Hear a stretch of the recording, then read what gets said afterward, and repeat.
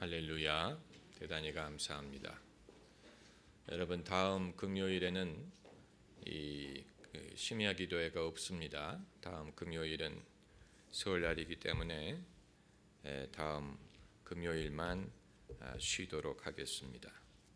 우리 옆에 있는 분들과 인사하십시다. 할렐루야. 반갑습니다. 반갑습니다. 오늘 주신 하나님의 말씀은 나훔 2장 1절부터 7절까지 말씀이 되겠습니다. 구약성경 1299면 나훔 2장 1절부터 7절까지 함께 읽겠습니다. 파괴하는 자가 너를 치러 올라왔나니 너는 산성을 지키며 길을 파수하며 내 허리를 견고히 묶고 내 힘을 크게 굳게 할지어다. 여호와께서 야곱의 영광을 회복하시되 이스라엘의 영광 같게 하시나니 그는 약탈자들이 약탈하였고 또 그 포도나무 가지를 없이 하였음이라. 그의 용사들의 방패는 붉고 그의 무사들의 옷도 붉으며 그 항오를 버리는 날에 병거의 철이 번쩍이고 노송나무 창이 요동하는도다. 그 병거는 거리에 미치게 달리며 대로에서 이리저리 빨리 가니 그 모양이 횃불 같고 빠르기 번개 같도다. 그가 그 존귀한 자를 생각해내니 그들이 엎드러질 듯이 달려서 급히 성에 이르러 막을 것을 예비하도다. 강들의 수문이 열리고 벌거벗은 몸으로 끌려가며 그 모든 시녀가 가슴을 치며 비둘기같이 슬피 우는도다. 아멘.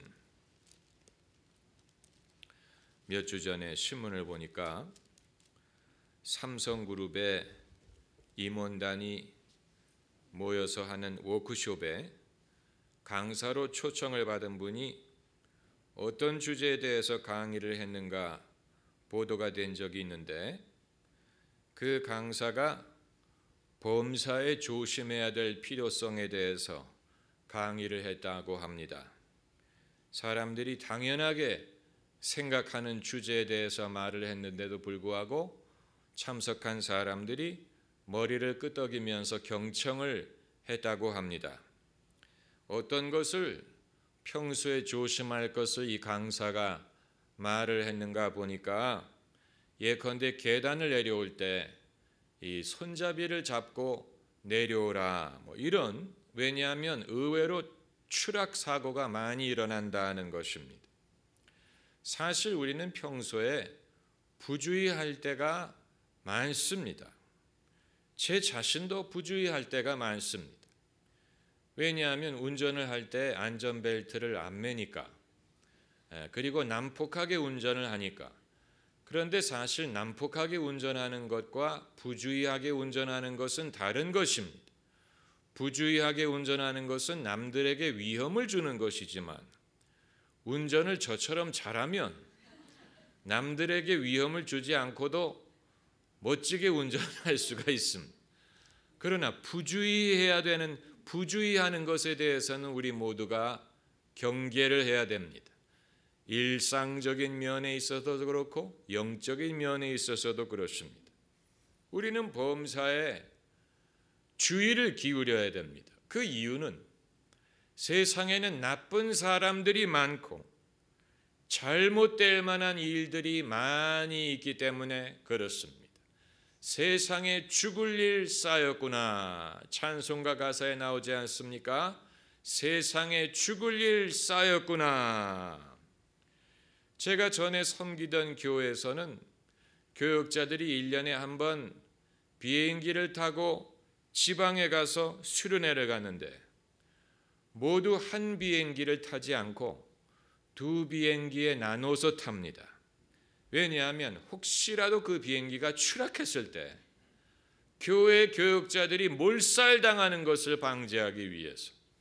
여러분, 재미있는 얘기라고 생각하실지 모르지만 실제로 미국의 대통령과 부통령은 결코 같은 비행기를 타고 움직이지 않습니다. 왜냐하면 대통령의 유고시에 그 직분을 이어받을 사람이 부통령이기 때문에 두 사람이 같은 비행기를 타고 가다가 사고 나면 국가의 운영이 지장을 받을 것이기 때문에 그렇습니다.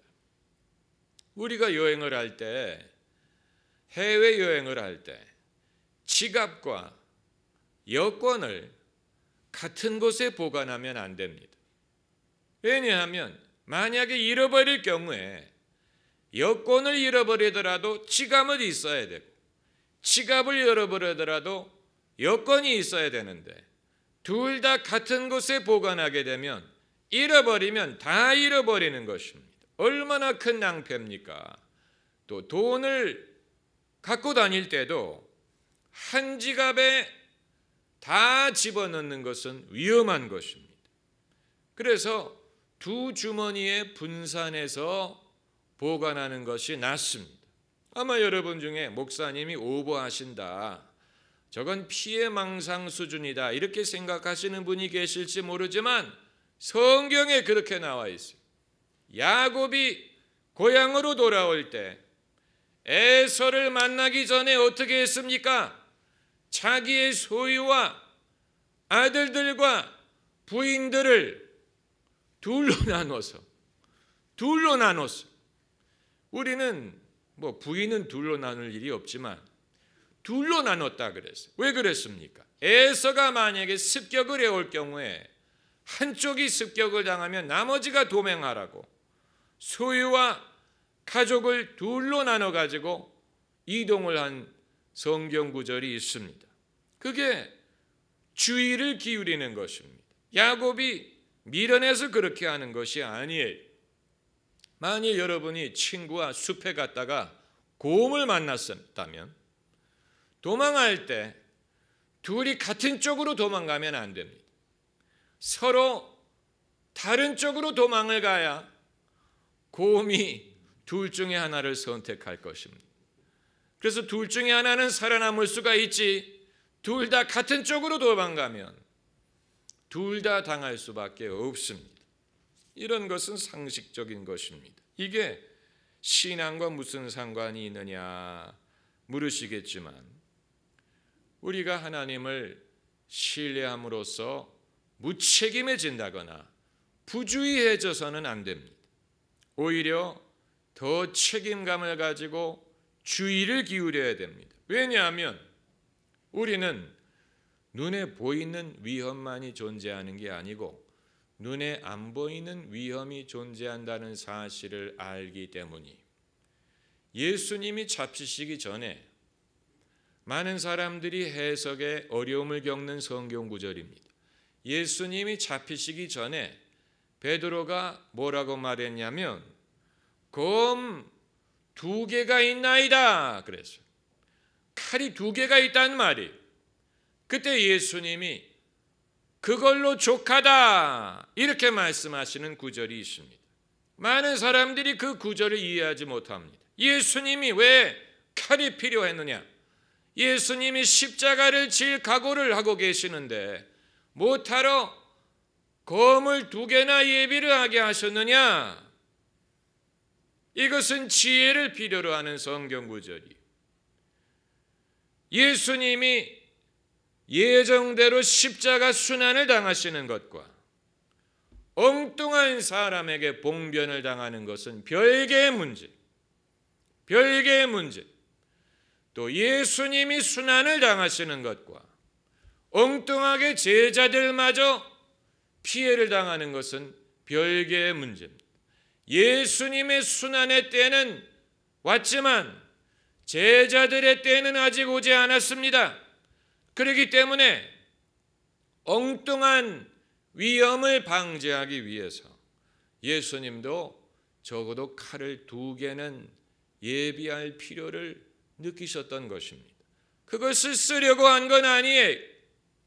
그러나 칼을 차고 다니는 것만으로 악한 사람을 방지할 수가 있습니다. 도둑이 집에 들어올 때 제일 먼저 뭐를 본다고 합니까? 신발을 본다. 신발이 제대로 나란히 정리가 된 집은 이 집은 준비가 됐구나. 그리고 안 들어오고, 신발이 어지럽게 널려진 집은 들어온다는 말이 그게 헛말이 아니에요. 준비된 사람이 있는 데는 도적이 들어오지 못합니다. 예수님 말씀에 도적이 오는 것은 도적질하고 죽이고 멸망시키는 것뿐이요 라고 말씀하셨는데, 그 구절에서 도적이란 마귀를 말하시는 것이지만 때로는 마귀가 인간 도적을 사용해서 우리를 시험할 때가 있습니다. 그러므로 준비된 사람이 준비가 되고 깨어 있을 때는 도적도 함부로 들어오지 못합니다. 나 혼자 위험한 데를 간다면 무장 없이 하나님을 신뢰하고 갈 수 있습니다. 그러나 처자식을 데리고 가는데, 위험한 데를 처자식을 데리고 가면서 아무 준비 없이 가는 아버지는 이상한 아버지. 내가 갈 때는 괜찮아. 그러나 내가 책임져야 되는 처자식을 데리고 위험한 데를 간다면 무기를 들고 가야 됩니다. 막대기를 들고 가야 됩니다. 그게 책임감이 있는 아버지. 그래야 악한 사람도 덤비지를 못합니다. 영적으로도 우리는 준비가 돼 있어야 됩니다. 오늘 본문 1절에 파괴하는 자가 너를 치러 올라왔나니, 누구를 치러 올라왔다고 했습니까? 너를 치러 올라왔나니. 많은 사람들이 설마라고 묻습니다. 설마 나를 치러 올라왔을까? 설마 아닐 거야. 여러분, 우리는 그런 실수를 하면 안 됩니다. 강한 자가 올라올 때 나를 치러 올라왔으리라고 생각하고 준비를 해야 됩니다. 강한 자가 다른 사람을 치러 올라온 게 아니고 너를 치러 올라왔다고 말씀하셔요. 그러므로 너는 산성을 지키며 길을 파수하며 내 허리를 견고히 묶고 내 힘을 크게 굳게 할지어다. 설마가 사람 잡는다고 해서 설마 나를 치러 올라올까? 아니에요. 가능성이 100분의 1이든 1000분의 1이든 강한 자가 올라오는 것을 볼 때 우리는 나를 치러 오는구나 라고 생각을 하고 준비해야 됩니다. 이건 피해망상증이 아니에요. 준비된 사람의 모습이에요. 우리가 준비되어 있으면 강한 자가 치러 올라오다가도 되돌아갑니다. 아주 중요한 것입니다. 예수님 말씀에 도적이 오는 것은 도적이 올까 안 올까가 아니고 도적은 옵니다. 도적이 오는 것은 도적질하고 죽이고 멸망시키는 것뿐이요. 이 세 가지 목적만을 위해서 도적이 온다고 했습니다. 우리는 거기에 대해서 이 막연한 설마 이런 생각을 하면 안 됩니다. 도적은 온다 그랬어요. 그러므로 우리가 준비하고 성을 굳게 지켜야 될 필요가 있습니다. 하나님은 졸지도 않고 주무시지도 아니하시지만 도적도 마찬가지, 도적도 졸지도 않고 주무시지도 않습니다. 늘 깨어서 삼킬 자를 찾아 헤맨다고 했습니다. 우리가 깨어 있어야 될 필요가 바로 거기에 있는 것입니다. 그러면 산성을 지키고 길을 파수하려면 어떻게 해야 되느냐? 여기에는 영적인 면과 육신적인 면 둘 다 조심을 해야 되는데, 먼저 육신적인 면으로 조심하는 길이 무엇이냐? 첫째는 사람을 믿지 않는 것입니다. 여러분 별로 즐거워하지 않을 것입니다. 사람을 믿지 말라는 얘기는 여러분 즐거워하지 않을 것입니다. 그러나 사람은 배반할 수 있고 10길 물속은 알아도 한 길 사람 마음속은 알 수가 없기 때문에 사람을 믿다가 시저처럼 브루투스 너마저 이렇게 돼서는 안 됩니다. 그 말은 모든 사람을 의심하라는 얘기가 아니고 가깝다고 부주의하지 말고 모든 사람에게 동일한 주의를 기울이라는 말이. 이 미국의 대통령을 경호하는 경호원들이 있습니다. 한국에도 경호실이 있습니다. 그런데 대통령을 경호하는 경호원이 만일 배신을 하면 어떻게 하느냐? 아주 중요한 문제입니다.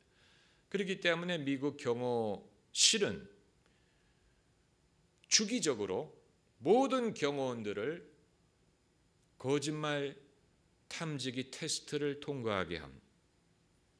거짓말 탐지기 테스트를 받게 합니다. 주기적으로 모든 경호원들, 신뢰하는 사람들, 경호실장 다 포함해서 당신은 대통령에게 위해가 될 만한 일을 알고 묵인한 일이 있습니까? 당신은 대통령을 위해하고자 하는 마음을 가진 적이 있습니까? 당신은 대통령을 위해할 만한 일에 동참한 적이 있습니까? 모든 경호원들을 주기적으로 거짓말 탐지 테스트를 받게 합니다. 이건 지혜로운 것입니다. 내가 신뢰하는 사람이라도 신뢰하고 가깝다고 부주의하면 안 됩니다. 이 아동 성추행, 이것은 이 시대에 굉장히 어글리하고 무서운 일인데 성추행뿐만이 아니고 아동 학대가 큰 문제입니다. 그렇기 때문에 CCTV를 설치합니다.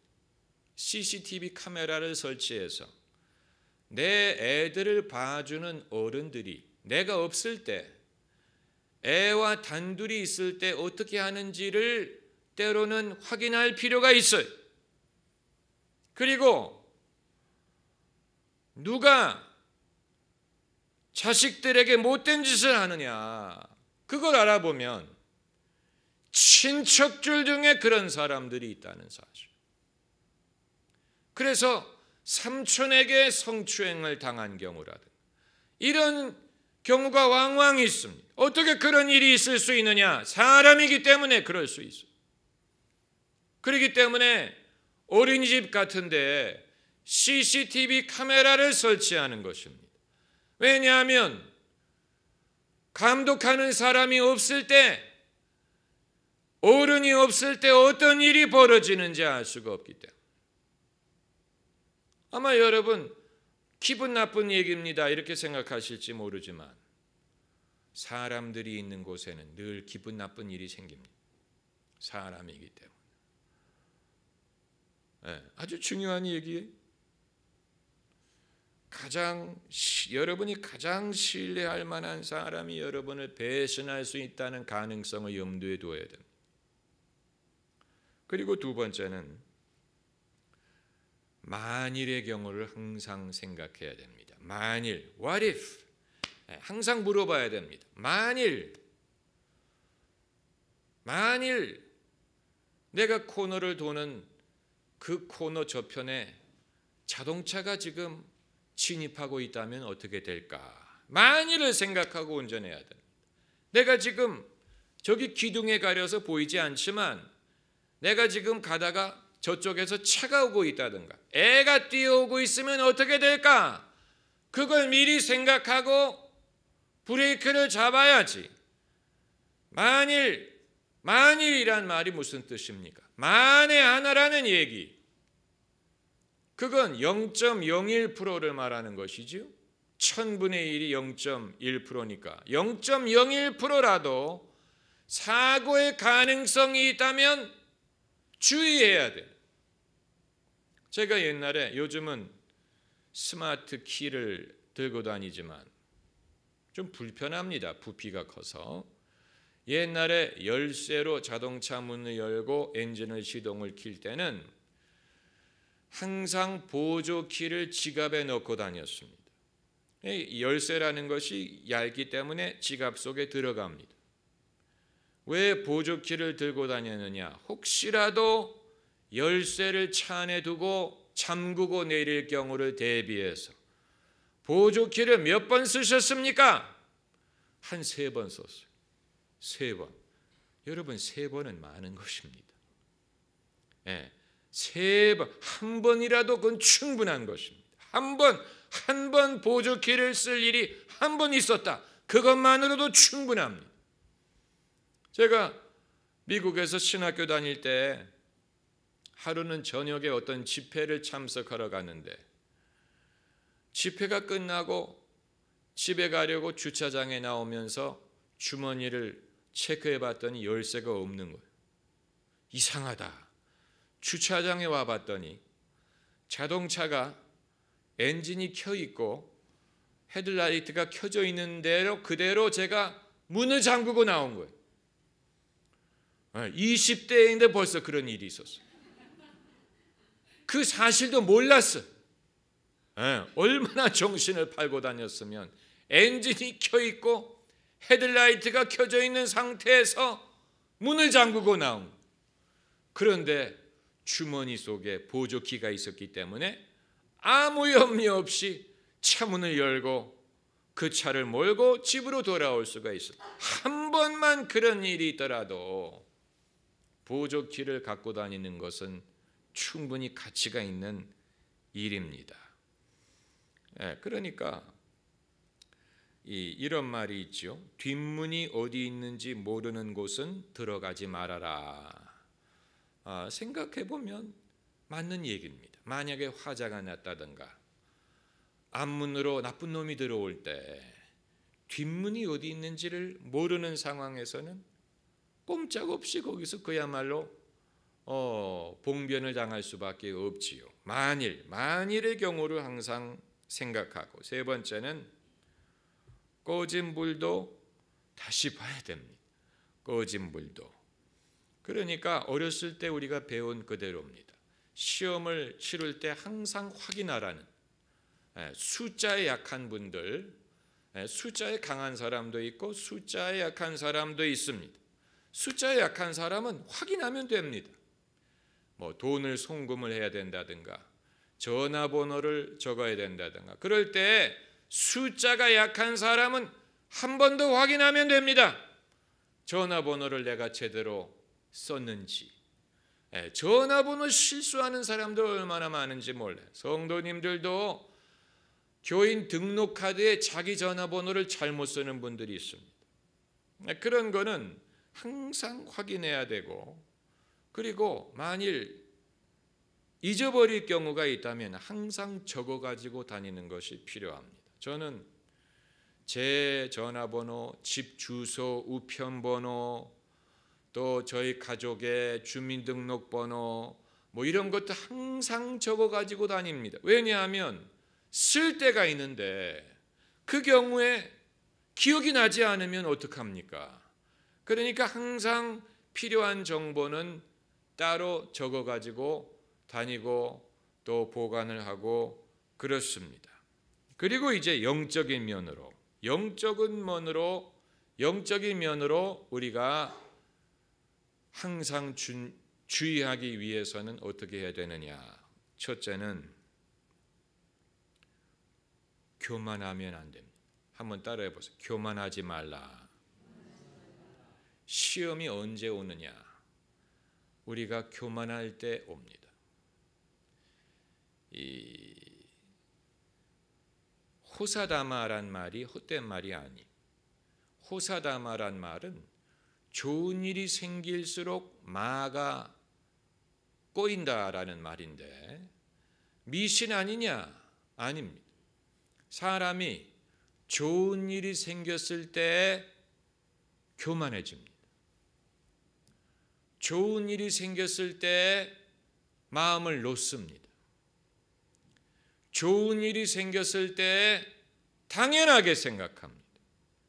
좋은 일이 생겼을 때 자기가 의로워서 그렇게 된 줄로 생각합니다. 좋은 일이 생겼을 때 잘난 척합니다. 그렇기 때문에 좋은 일이 생겼을 때 시험이 옵니다. 교만은 무엇의 선봉이라고 했습니까? 패망의 선봉이라고 했어요. 마귀가 언제 우리를 시험하느냐? 괴로울 때, 병들었을 때, 힘들 때 시험을 할 수도 있지만 우리가 전혀 기대하지 않을 때 시험을 하는데 좋은 일이 있을 때 시험을 합니다. 그렇기 때문에 좋은 일이 있을수록 겸손해야 됩니다.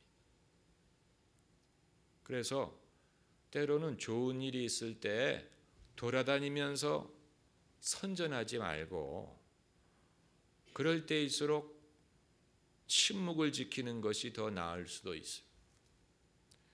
그리고 두 번째는 나를 교만하게 만들 사람이나 나를 교만하게 만들 이 일을 경계해야 됩니다. 왜냐하면 그것을 통해서 내가 시험을 당할 것이기 때문에. 예수님은 오병이어로 5천 명을 먹이신 다음에 사람들이 예수님을 임금으로 추대하려고 했어요.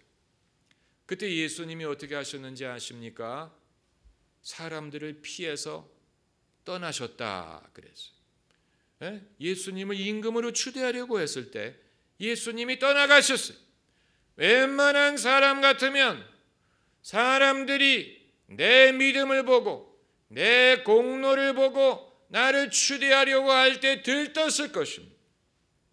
그러나 예수님은 그 목적으로 오신 것이 아니기 때문에 떠나가셨어요. 이것이 예수님의 지혜예요. 또 한 번은 부자 청년이 와서 예수님에게 선한 선생이여 내가 영생을 얻으려면 어떻게 해야 됩니까? 라고 물어봤을 때 어찌하여 나를 선하다고 하느냐? 선한 이는 하나님 이외에 없느니라. 이것도 많은 사람들이 해석하기 어려워하는 성경 구절 중에 하나인데 사람이 예수님을 선한 선생이여라고 추켜 세우는 것을 예수님은 거부하셨어요. 거기에 예수님의 지혜가 있습니다. 이건 실제로 있었던 일인데 어떤 목사님이 당신이 설교 중에 하신 말씀이 이 목사님이 성이 신씨, 신라면 할 때 신씨. 그런데 이 목사님에게 어떤 사람이 찾아와서 처음 보는 사람이 찾아와서 목사님의 성함을 보니까 정말로 큰 일을 할 뿐입니다. 그러면서 신자가 매울 신자 아닙니까? 이 십자가 있고 그 위에 입자가 써 있어요. 설 입자. 그래서 이 목사님한테 뭐라고 얘기했냐면 십자가 위에 서 계신 분이라는 뜻입니다. 십자 위에 입자가 있으니까 무슨 말인지 모르겠다 하시는 분은 뭐 그냥 넘어가세요. 그러면서 목사님은 정말 큰일을 할 뿐입니다 이러더라는 거예요. 여러분 그런 식으로 시험이 옵니다. 그런 사람은 내쫓아야 됩니다. 그런 사람 말을 믿고 정말 그렇군요 이러면 큰일 납니다. 그러므로 당연히 사기꾼이죠. 사기꾼이 그런 식으로 이 사기를 거는 것입니다. 그러므로 감투 같은 것을 좋아하지 말고 감투 좋아하는 사람들 많아요. 쓸데없이 유명해질 일을 좋아하면 안 됩니다. 마귀는 우리를 먼저 유명하게 해주고 그 다음에 우리를 넘어뜨립니다. 바바라 부시 여사가 그 부시 가문의 막내 아들이 플로리다 주지사를 했지요. 그런데 차기 공화당 대통령 후보의 물망에 오르고 있습니다. 잽 부시, 플로리다 주지사를 했던 아들이. 그러니까 만약에 그 잽 부시가 대통령 후보로 출마를 하게 되면 그 가문에서 모두 3명이 대통령 후보가 된 거예요. 아버지 조지 W. 부시 대통령을 했지요. 아들 조지 W. 부시가 대통령 했지요. 그 동생 제 부시마저 대통령 후보가 되면, 그런데 바바라 부시 여사가 뭐라고 말했냐면 우리 가문의 대통령은 2명으로 족하다 하면서 사양의 의지를 밝혔다고 했어요. 여러분, 그것이 지혜로운 것입니다. 만약에 그게 아니고 내 아들들은 다 대통령감이다, 이건 교만한 것입니다. 이건 교만한 것입니다. 그러므로 설사 그런 생각을 한다고 하더라도 입으로는 우리 가문의 2명으로도 족하다 이래야지. 여러분, 무슨 말인지 아실 것입니다. 그리고 이제 3번째, 우리가 영적으로 주의를 하기 위해서는 깨어서 기도해야 됩니다. 깨어서 기도하는 것을 대신할 수 있는 것은 아무것도 없습니다. 하나님이 우리를 기도하게 하실 때가 있어요. 이상하게 마음이 무거워질 때, 그때 친구 찾아가서 수다 떨지 말고 술잔 기울이지 말고 그때는 조용한 곳에 가서 마음의 평강이 올 때까지 기도하셔야 됩니다. 이상하게 마음이 불안해질 때, 평강이 없을 때 기도하라는 신호예요. 이유는 알 수 없지만 뭔가 영적인 전쟁이 벌어지고 있다는 신호입니다.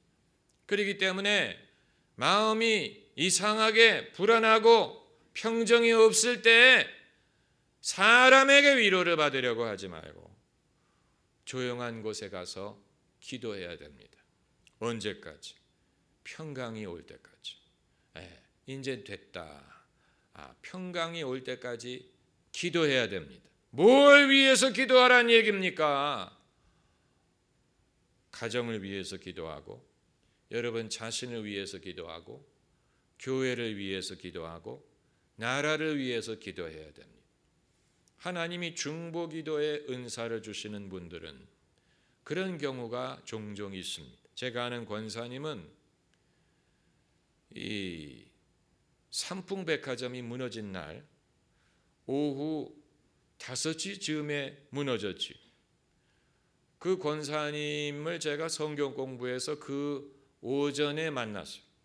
그런데 그분이 오전에 말씀하시기를 오늘은 마음이 무겁고 불안하다 그랬어요. 그 왜 그랬는지 몰랐어요. 본인이 몰랐어요. 왜 마음이 불안하고 무거운지. 그런데 오후가 되니까 삼풍백화점 사고가 발생한 것입니다. 그러니까 중보기도의 은사가 있는 사람은 그런 일이 있을 때 하나님이 기도하게 하시는, 여러분 나라를 위해서 기도하는 일이 헛된 일이 아니에요. 오늘 본문에 이 강한 자가, 파괴하는 자가 너를 치러 올라오는 것뿐만이 아니고, 여기 보세요. 6절 보면 강들의 수문이 열리고 왕궁이 소멸되며 정명대로 왕후가 벌거벗은 몸으로 끌려가며 그 모든 시녀가 가슴을 치며 비둘기같이 슬피 우는도다. 파괴하는 자가 올라와서 나라를 치면 나라가 이런 수모를 당하게 됩니다. 나라에 이런 시험이 닥칩니다. 재앙이 닥칩니다. 그러므로 나라를 위해서 기도하는 것이 헛된 일이 아니에요. 하나님이 그런 기도를 들어주시느냐? 들어주시니까 기도하게 하시는 것이죠. 들어주실 의사가 없다면 왜 기도하게 하겠습니까? 나라를 위해서, 교회를 위해서 나 이외에도 기도하는 사람이 많지 않느냐? 아니에요. 하나님이 여러분을 기도하게 하신다면 여러분 이외에 기도할 사람이 없다는 얘기. 다른 사람이 대신 기도할 거라고 생각하면 안 돼. 하나님이 여러분에게 기도를 시키신다는 말은 여러분 이외에는 할 사람이 없다는 얘기예요. 하나님이 우리를 주의하게 하신다면, 내가 주의를 기울이지 아니하면 파수꾼의 역할을 할 사람이 따로 없기 때문에 그런 것입니다. 자녀가 학교 갈 때 직장 갈 때 너 지갑 챙겼냐? 너 뭐 숙제 챙겼냐? 물어볼 마음이 생긴다는 말은 여러분이 물어보지 않으면 챙길 사람이 없기 때문에 그런 것입니다. 물어볼 마음이 생기는 것은 나 이외에는 챙길 사람이 없기 때문에 그런 것입니다. 지극히 작은 일에서부터 큰 일까지 다 마찬가지. 파기하는 자가 너를 치러 올라왔나니라고. 빌리 그레함 목사님이 쓴 천사라는 책을 보면 그분이 그런 책을 쓰실 거라고 상상이 되지 않지만 천사들의 역할에 대해서 쓴 책입니다. 그 책을 보면 이 어느 선교사 부부의 간증을 인용하고 있는데, 이 선교사 부부가 어느 지역에, 위험한 지역에 들어가서 그 지역을 복음화하려고 했습니다. 처음에는 굉장히 어려움이 많았는데 결국은 그 지방의 추장과 그 부족이 예수님을 영접하고 복음화됐어요. 복음화가 된 다음에 추장이 이 선교사님을 찾아와서, 처음에 이 선교사 부부가 이 마을에 왔을 때 어느 날 밤에 이 추장과 병정들이 이 선교사 부부를 죽이려고 찾아온 적이 있었다 그랬어요. 그런데 죽이려고 찾아왔다가 안 죽였어요. 그 왜 그랬느냐? 그 추장이 얘기하기를 선교사님 집 주변에 지키는 사람들이 있더라는 거예요. 그날 우리 둘밖에는 아무도 없었다고, 지키는 사람 없었다고. 아니라고. 우리가 그날 밤에 오니까 선교사님 집 주변에 여러 장정들이 서 있고 전부 다 칼을 들고 서 있더라. 그래서 그 선교사님 부부가, 우리는 그날 저녁에 우리 둘만 있었는데 성령이 우리를 밤새 기도하게 하셔서 집에서 하나님이 천사를 보내서 우리를 지켜주시기를 밤새 기도했다 하는 거예요. 네. 여러분, 파괴하는 자가 우리를 치러 올 때가 있습니다. 이건 설마 나를 치려고 할까? 설마가 사람 잡수.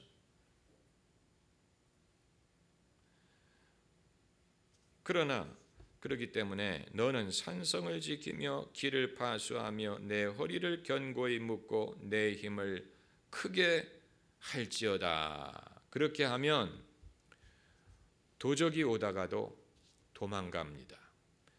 성경 구절 한 구절 찾아봅시다. 신명기 28장 7절 말씀. 오늘 말씀은 마음이 약한 분들은 아마 부담스러워할지 모르지만 그건 그분의 불행입니다. 신명기 28장 7절. 신명기 28장 7절 같이 읽으십시다. 내 대적들이 일어나 너를 치려하면 여호와께서 그들을 내 앞에서 패하게 하시리니 그들이 한 길로 너를 치러 들어왔으나 내 앞에서 7길로 도망하리라. 대적이 안 치러 오는 게 아니에요. 치러 와요. 그걸 우리가 전제해야 돼요. 아, 설마 그런 일이 없었으면 좋겠다. 아니에요. 치러 와요. 그러나 치려 하더라도 하나님이 그들을 내 앞에서 패하게 하시리니 그들이 한 길로 너를 치러 들어왔으나 내 앞에서 몇 길로 도망하리라? 몇 길로 도망하리라? 다 같이 7길로 도망하리라. 뭐의 목소리가 이렇게 약합니까, 여러분? 다시 한번 7길로 도망하리라. 여러분, 도적을 무서워하는 거죠. 7길로 도망. 7길로 도망해 주세요. 7길로 도망해 줬으면 좋겠네. 그게 아니에요. 7 길로 도망하리라. 담대해야 됩니다. 원수가 너를 치러 올지라도 한 길로 치러 왔으나 내 앞에서 7 길로 도망하리라. 믿어야 됩니다.